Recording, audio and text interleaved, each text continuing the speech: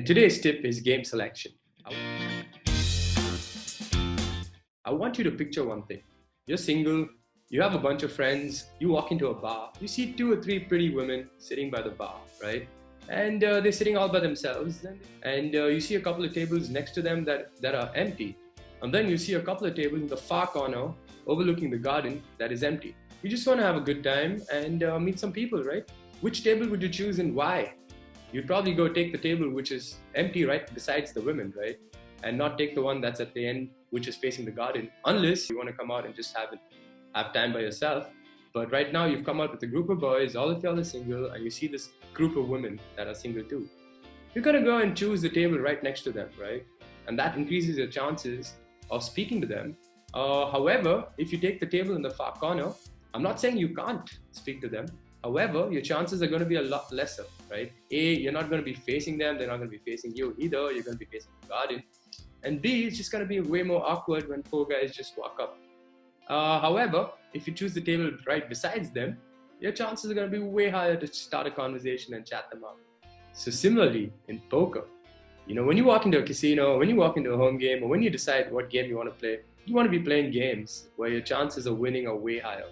Right? You want to be playing games where you have an edge on the people and on other players.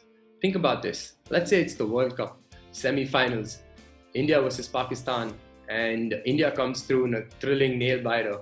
And the other side is Australia versus Bangladesh.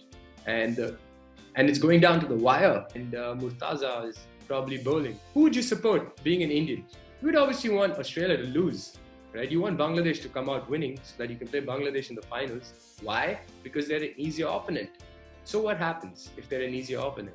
You get to beat them, and your chances of winning the World Cup becomes way higher. However, if Australia comes through, your chances of winning the World Cup reduces because Australia is just a way more competent team. So your edge reduces. It's not like you can't win, but your chances go down, and you got to fight that much harder to win. So similarly, when you're trying to play a game, try to pick a game where you have an edge on other people.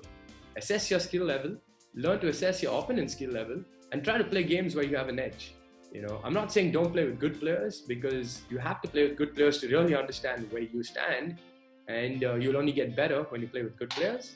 But in the long run, your profitability will come by choosing the right games. So keep that in mind, choose the right games and your profitability will come. Something like the Dan Bilzerian episode. Dan Bilzerian is not considered a great poker player. However, his winnings tell us that he's won probably $40 or $50 million.